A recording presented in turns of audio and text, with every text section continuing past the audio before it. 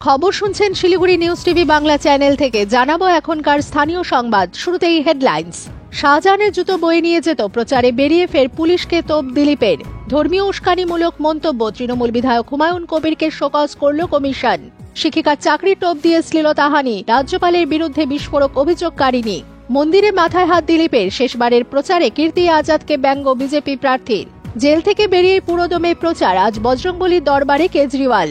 যে মতুয়ারা অমিত শাহের সভায় উপস্থিত ছিলেন তারা কি শরণার্থী? কেন্দ্রীয় স্বরাষ্ট্রমন্ত্রীর মন্তব্যে বিতর্ক। প্রধানমন্ত্রী মোদীর নির্বাচনী প্রচারের জন্য যান চলাচলে নিয়ন্ত্রণ কলকাতায়, জানুন বিস্তারিত। আসছি বিস্তারিত খবরে।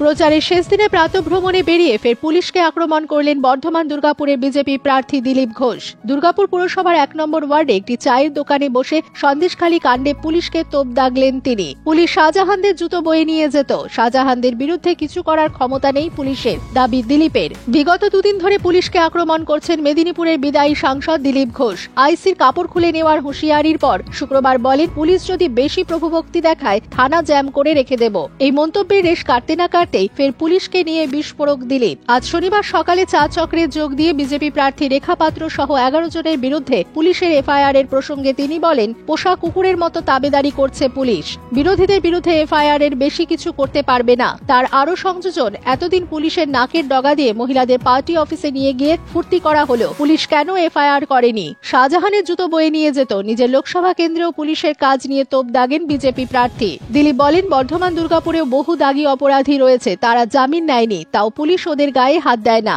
13ই মে চতুর্থ দফার নির্বাচন, তার আগে আজ শনিবারই প্রচারের শেষ দিন। যে জায়গাগুলোতে যেতে পারেননি বিকেলের মধ্যে সেখানে যাবেন বলেও জানিয়েছেন দিলীপ। ধর্মীয় উস্কানিমূলক মন্তব্যের জেরে ভরতপুরে তৃণমূল বিধায়ক হুমায়ুন কবিরকে শোকজ করল নির্বাচন কমিশন। গত 1 মে শক্তিপুরে হুমায়ুনের উত্তেজনামূলক বক্তব্যের পরিপ্রেক্ষিতে শোকজ চিঠি পাঠানো হয়েছে বলে জানা যাচ্ছে কমিশন সূত্রে। যদিও হুমায়ুন কবিরের দাবি তিনি বিষয়টি শুনেছেন, কিন্তু এখনো শোকজের চিঠি হাতে পাননি। এও জানিয়েছেন শোকজ চিঠি হাতে পেলে যুক্তি সহকারে জবাব দিতে প্রস্তুত। ঘটনার সূত্রপাত গত 1 মে নির্বাচনী প্রচারে শক্তিপুরে বুথ সম্মেলনে গিয়ে যথেষ্ট উস্কানিমূলক মন্তব্য শোনা গিয়েছিল ভরতপুরে তৃণমূল বিধায়কের ভাষণে। বঙ্গপ্রচারে এসে উত্তরপ্রদেশের মুখ্যমন্ত্রী যোগী আদিত্যনাথ এসে যে ভাষায় তৃণমূলকে আক্রমণ করেছিলেন, মুখ্যমন্ত্রী মমতা বন্দ্যোপাধ্যায়কে আক্রমণ করেছিলেন, তারই জবাবে হুমায়ুন কবিরের এই বক্তব্য বলে জানান তিনি।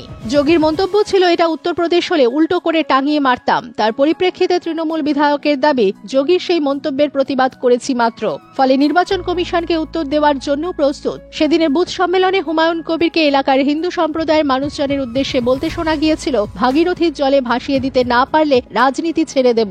যদি ভেবে থাকো তোমরা 70% আর বাকি 30% মানুষ কিছু করবে না, তাহলে ভুল হবে। তোমরা কোথাও মসজিদ ভাঙলে ভেবো না যে আমাদের ছেলেরা হাত গুটিয়ে বসে থাকবে। এই মন্তব্যের জেরে তার বিরুদ্ধে সাম্প্রদায়িকতায় উস্কানির অভিযোগ দায়ের করা হয় নির্বাচন কমিশনে। গতকাল শুক্রবার তার জেরে তৃণমূল বিধায়ককে শোকজ করল কমিশন। তবে এই প্রথম নয়, নানা বিষয়ে হুমায়ুন কবিরের নানা বিতর্কিত বক্তব্যই দলকে অস্বস্তিতে ফেলেছে। বহরমপুরে তৃণমূল প্রার্থী ইউসুফ পাঠানের প্রচার থেকে দূরে থাকার কথা প্রথমে বলেছিলেন তিনি, পরে দলের তরফে কর্তব্য নিয়ে সতর্ক করায় প্রচারে নামেন ভরতপুরের বিধায়ক। এবার তাঁরই বিরুদ্ধে ধর্মীয় উস্কানিমূলক মন্তব্যের অভিযোগ উঠল। তবে কমিশনের শোকজ নোটিশের জবাবে তিনি কি লেখেন সেটাই দেখার। চাকরিতে পদোন্নতি শুধু নয়, একেবারে শিক্ষিকার চাকরি পাইয়ে দেওয়ার টোপ। আর সেই প্রলোভনে একাধিকবার শ্লীলতাহানির শিকার হয়েছেন। পুলিশের কাছে বয়ান দিতে গিয়ে এমনই দাবি করলেন রাজভবনের অস্থায়ী মহিলা কর্মী, যার অভিযোগ ঘিরে এই মুহূর্তে তোলপাড় গোটা রাজ্য। পুলিশের কাছে ওই মহিলার অভিযোগ, রাজ্যপাল তাকে বলেন একটি ভালো স্কুলে তাকে শিক্ষিকার চাকরি পাইয়ে দেবেন। যেখানে শিক্ষাক্ষেত্রে নিয়োগ দুর্নীতির জট খুলতে কাজ করছে জোড়া কেন্দ্রীয় সংস্থা, সেখানে কোন পদ্ধতিতে রাজ্যপাল তাকে শিক্ষিকার পদে চাকরি পাইয়ে দিতেন, এই প্রশ্ন উঠছে বিভিন্ন মহলে। লালবাজারের সূত্র জানিয়েছে, রাজভবনের দোতলায় এপিএভিক্স অফিসে কর্মরত ছিলেন ওই মহিলা। গত 2রা মে যেদিন মহিলা শ্লীলতাহানির অভিযোগ জানান, সেদিনই রাজভবনে রাত্রি যাপন করেন প্রধানমন্ত্রী। পুলিশকে মহিলা জানান, প্রধানমন্ত্রীর সফর নিয়ে আলোচনা করার নাম করেই রাজ্যপাল সিবি আনন্দ বোস তাকে ডেকেছিলেন। ইপিএভিক্স অফিস, রাজ্যপালের দপ্তর ও কনফারেন্স রুম সবই দোতলায়। লালবাজারের দাবি, রাজভবনের কাছ থেকে সিসিটিভির ফুটেজ চেয়ে চিঠি লেখার পরও কোনো সাড়া মেলেনি। তাই রাজভবন রক্ষণাবেক্ষণের দায়িত্বে থাকা পিডব্লিউডির কাছ থেকে সিসিটিভির ফুটেজ ফুটেজ নেয় পুলিশ। পিডব্লিউডি পুলিশকে জানায় দোতলায় কোনো সিসিটিভির ক্যামেরা নেই। একতলা ও রাজভবন চত্বরে 4টি ফুটেজ পুলিশ সংগ্রহ করে। প্রায় 12 ঘন্টার ওই ফুটেজ পুলিশ খতিয়ে দেখে। পুলিশ জানিয়েছে একতলায় যে সিসিটিভির ক্যামেরা রয়েছে তার ফুটেজে দেখা গিয়েছে যে মহিলার অভিযোগ রাজ্যপাল তার সঙ্গে অশালীন আচরণ ছাড়াও তাকে শিক্ষিকার চাকরি পাইয়ে দেওয়ার অফার দেন। তিনি কনফারেন্স রুম, রাজ্যপালের অফিস, তার এডিসির দপ্তর পেরিয়ে বাইরে আসার মধ্যেই রাজ্যপাল তার অফিসে 3 আধিকারিককে ইন্টারকমে ফোন করে মহিলাকে শান্ত করার নির্দেশ দেন। সেই মতো এক মহিলা আধিকারিক সহ 3 জন তাকে জোর করে রুমে নিয়ে যান। ওই সময় তিনি করিডোরে চিৎকার করে কেঁদে ওঠেন। তারা তাকে ঘরে আটকে রাখে তিনি যাতে বাইরে গিয়ে কিছু না বলেন সেই ব্যাপারে চাপ দেন। মোবাইলও কেড়ে নেন বলে অভিযোগ। প্রচারের শেষ দিনে ফের কীর্তি আজাদকে তোপ দিলীপ ঘোষের। তৃণমূলে তারকা প্রার্থীকে ব্যঙ্গ করে শঙ্করনাথ আনন্দ আশ্রমে মাথায় হাত দিয়ে বসলেন বিজেপি প্রার্থী। মন্দিরে ঢুকে পড়ে পুজোও দেন তিনি। গত 31শে মার্চ দুর্গাপুর নগর নিগমের 12 নম্বর ওয়ার্ডের আমরাই গ্রামে প্রচারে বেরোন কীর্তি আজাদ। তাতে 2 বিবাদমান গোষ্ঠীর সংঘর্ষের মুখে পড়েন তিনি। আইএনটিটিইউসির 2 গোষ্ঠীর মিছিলের মাঝেই বিবাদ বাধে। আর তা থামাতে না পেরে ক্লান্ত প্রার্থী কীর্তি আজাদ ঢুকে পড়েন শঙ্করানন্দ আনন্দ আশ্রমের মন্দিরে। সেখানে তিনি অসুস্থ হয়ে পড়েন। হাততালি দিতে দিতে মন্দিরের কীর্তনের সঙ্গে সঙ্গে তাল মেলান মন্দিরের সিঁড়িতে বসে থাকা বর্ধমান দুর্গাপুরের তৃণমূল প্রার্থী কীর্তি আজাদ। প্রায় 30 মিনিট পর পরিস্থিতি শান্ত হয়। আবার প্রচারে বেরোন কীর্তি আজাদ। সেই দিনের ঘটনা নিয়ে কীর্তি আজাদকে ব্যঙ্গ করেন দিলীপ ঘোষ। মন্দিরের সিঁড়িতে গিয়ে নিজের মাথায় হাত দিয়ে বসে পড়েন তিনি। বিজেপি প্রার্থী দিলীপ ঘোষ বলেন, সেদিন দলের লোকেদের তাড়া খেয়ে মন্দিরে ঢুকেছিলেন। পশ্চিমবঙ্গকে না বুঝেই এসেছেন। দলের লোকেরা ওকে সমর্থন করছে না। আমি প্রার্থনা করলাম বিরোধীদের যাতে উৎপাত কমে এলাকায়। পশ্চিম বর্ধমান জেলা তৃণমূলের সহ সভাপতি উত্তম মুখোপাধ্যায় বলেন, বিজেপির নাটক শেষ। প্রচারের শেষ দিনে কর্মীরাই পাশে নেই, একাই প্রচার করছেন। তাই হতাশ হয়ে মন্দিরের চাতালে মাথায় হাত পড়ল দিলীপের। শুক্রবার সন্ধ্যায় জেল থেকে বেরিয়েছিলেন অরবিন্দ কেজরিওয়াল। আবগারি দুর্নীতি মামলায় তাকে 1 জুন পর্যন্ত অন্তর্বর্তী জামিন দিয়েছে সুপ্রিম কোর্ট। আর তারপরই তিনি নেমে পড়েছেন পুরো দস্তুর ভোট প্রচারে। 25শে মে দিল্লিতে ভোট, সেটাকে পাখির চোখ করে আজ শনিবার দিনভর কর্মসূচি রয়েছে আপ সুপ্রিমোর। আজ শনিবার সকাল 11টায় কনপ্লেসের হনুমান মন্দিরে যান কেজরিওয়াল। তারপর বেলা 1টায় আপের দপ্তরে সাংবাদিক সম্মেলন রয়েছে তার। এরপর বিকেল 4টে রোড শো দক্ষিণ দিল্লিতে। পরে 6টার সময় পূর্ব দিল্লির কৃষ্ণনগরে রোড শো। দিনভর এভাবেই প্রচারের কাজে ব্যস্ত থাকবেন দিল্লির মুখ্যমন্ত্রী। গতকাল শুক্রবার জেল থেকে বেরিয়ে শীর্ষ আদালতের সব বিচারপতিকে ধন্যবাদ জানান কেজরি। সেই সঙ্গে তিনি দেশকে একনায়কত্বের হাত থেকে বাঁচাতে ভোট দেওয়ার আর্জিও জানান সকলের কাছে। তিহার জেল থেকে বেরোনোর সময় কার্যতই জনসমুদ্রে ভেসে যান তিনি। তখনই বোঝা গিয়েছিল এবার প্রচারে কতটা জোর দিতে চলেছেন কেজরিওয়াল। অবশেষে শনিবার থেকেই তা শুরু হচ্ছে। কেবল দিল্লি নয়, হরিয়ানা ও পাঞ্জাবেও যাবেন কেজরিওয়াল। মনে করা হচ্ছে আপ সুপ্রিমোর জেল মুক্তি হয়তো আপ তথা ইন্ডিয়া জোটের প্রচারকে নয়া অক্সিজেন দেবে। তা অচিরেই টার্নিং পয়েন্ট হয়ে উঠতে পারে বলে মত ওয়াকিবহাল মহলের।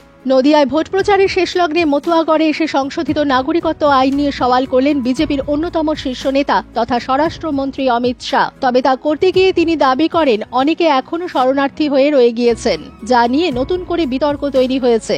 রানাঘাট কেন্দ্রে জয়ের জন্য যে মতুয়া ও নমশূদ্রদের একটা বড় অংশের সমর্থন প্রয়োজন তা সব পক্ষের কাছেই পরিষ্কার। গতবার কার্যত তাদের আশীর্বাদে বিজেপি প্রার্থী 2 লক্ষের বেশি ভোটে জিতেছিলেন। এবার সেই কেন্দ্রে যে তৃণমূল কিছুটা হলেও জমি খুঁজে পেয়েছে তার বড় কারণ জনপ্রিয় মতুয়া মুকুটমণি অধিকারীর বিজেপির বিধায়ক পদ ছেড়ে রানাঘাট লোকসভা কেন্দ্রে তৃণমূলের প্রার্থী হয়ে যাওয়ায়। তা সত্ত্বেও এর আগে মতুয়াগড় হাঁসখালির বগুলায় জনসভা করতে এসে সিএএ এবং মতুয়া নিয়ে একটি শব্দ উচ্চারণ করেনি বিজেপির সর্বভারতীয় সভাপতি জেপি নাড্ডা। তা নিয়ে দলের অন্দরেই প্রশ্ন উঠেছিল। বিরোধীদের দাবি ছিল সিএএ বুমেরাং হয়ে যেতে পারে বুঝে এ নিয়ে আর তেমন উচ্চবাচ্য করছে না বিজেপি।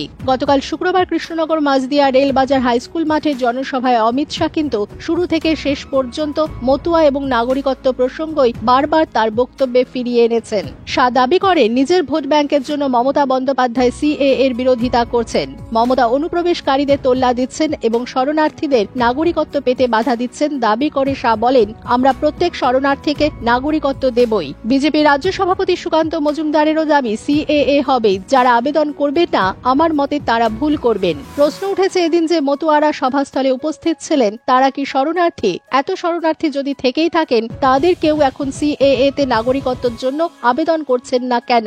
কৃষ্ণনগর আদালতের আইনজীবী দেবাশিস রায়ের মতে আইনত মতুয়ারা শরণার্থী হতে পারেন না, কারণ তারা আশ্রিত নন। তারা এই দেশে বাস করছেন, আধার কার্ড ভোটার কার্ড আছে, তাদের ভোটেই তো মন্ত্রীরা নির্বাচিত হয়েছেন।